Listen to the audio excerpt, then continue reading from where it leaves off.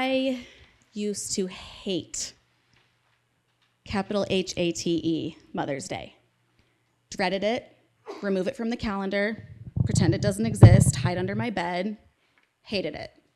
Because Mother's Day was filled with painful memories like sitting in the hospital bed, holding my 2-day-old son in my left arm, and a pen in my right hand, with an audience of social workers and nurses as I signed on the dotted line to say, I'm giving up my rights to this child.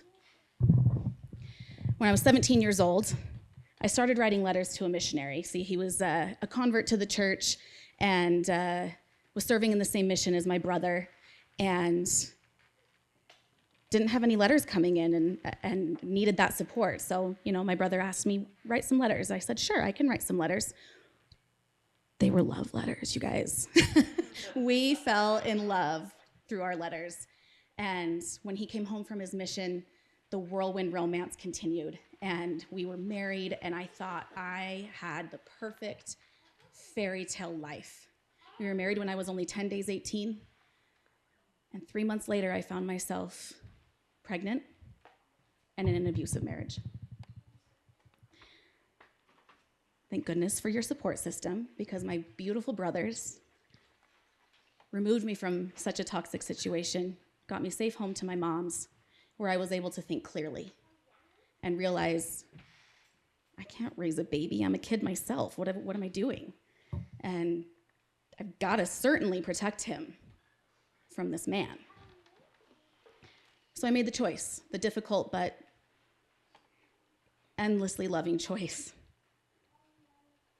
to find him parents that could do him justice and give him the life that he deserved, that I couldn't give him. So I started the process of shopping for parents for my baby. And back in the day, it wasn't digital. It was all paper. So I was handed 12 profiles stapled together, like bios and all the pictures. Think your Instagram profile if it was on a stapled piece of paper together, right? I was handed 12 of these, only 12 from the agency. And I had to start to figure out who was going to be the parents of my child. How do you qualify that? How do you decide that one couple is more deserving than another? So my mom and I, looking through these profiles, decided, well, we got to filter it somewhere, so let's start with college education. If they don't have a college education, they're out. Because college education prepares you for parenthood, right?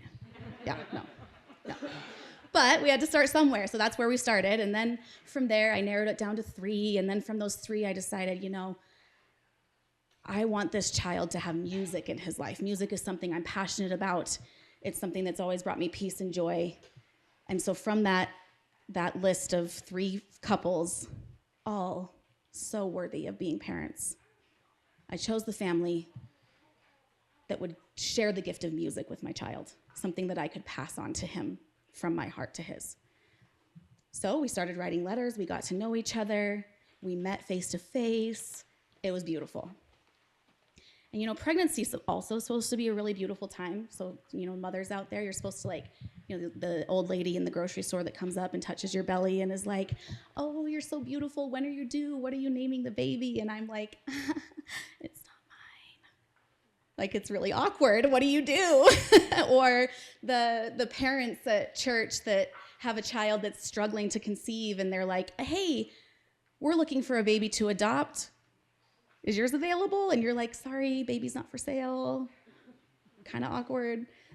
Pregnancy is supposed to be this joyous time, right? But it was really strange for me, knowing that I was growing this child inside of me that wasn't going to be mine. Anyway, fast forward. We finally get to the time where it's time for the baby to be born. And I don't know if you know this, but in this exact circumstance, it has to be scheduled. So, adopted parents are coming from hours away to pick up the baby, so it had to be induced. I was scheduled of when I was going to have this baby. So I get to the hospital, I'm induced, we start labor. 29 hours of labor and a blood transfusion later, my beautiful son was born. And I got to spend the most blissful, beautiful 2 days just soaking up every moment and every second that I could with him, knowing that he wasn't going to be mine forever. So I get to spend those 2 days, just he and I, and the nurses. We love the nurses, but it was just us. Until that moment in the hospital bed, with my son in my left arm and the pen in my right, nurses, social workers,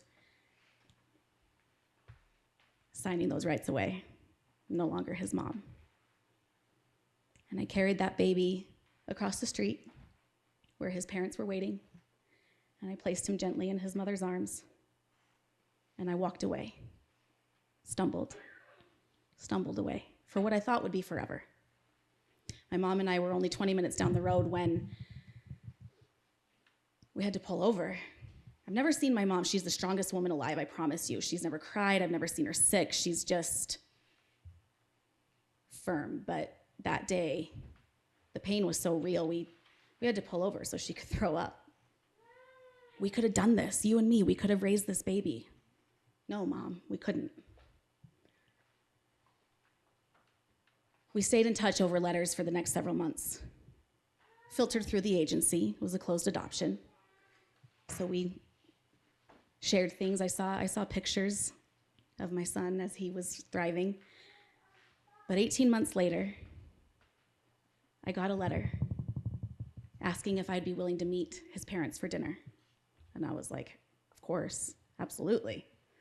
So we met at Bombay House in Salt Lake City, just the three of us.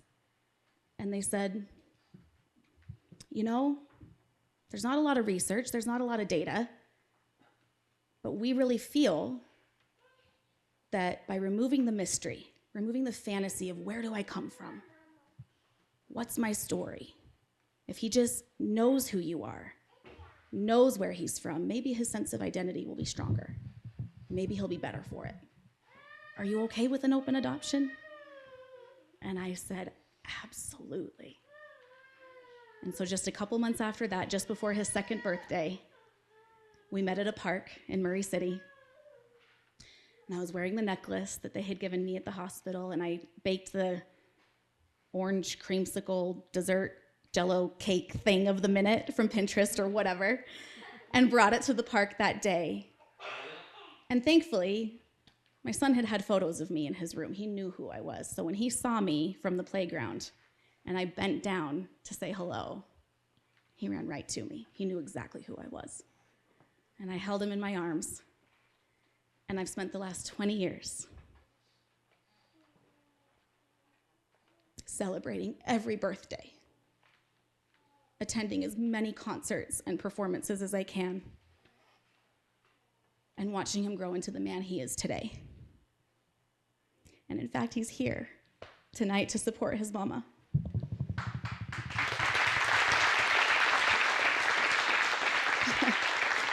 So, thank you.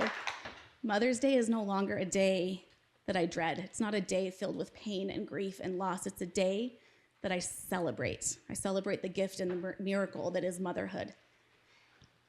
Because I not only have my beautiful 20-year-old son that I've gotten to watch grow and be a part of, but I have my 9-year-old daughter.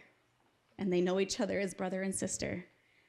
And we are far from the perfect family, but we love each other endlessly. Thank you.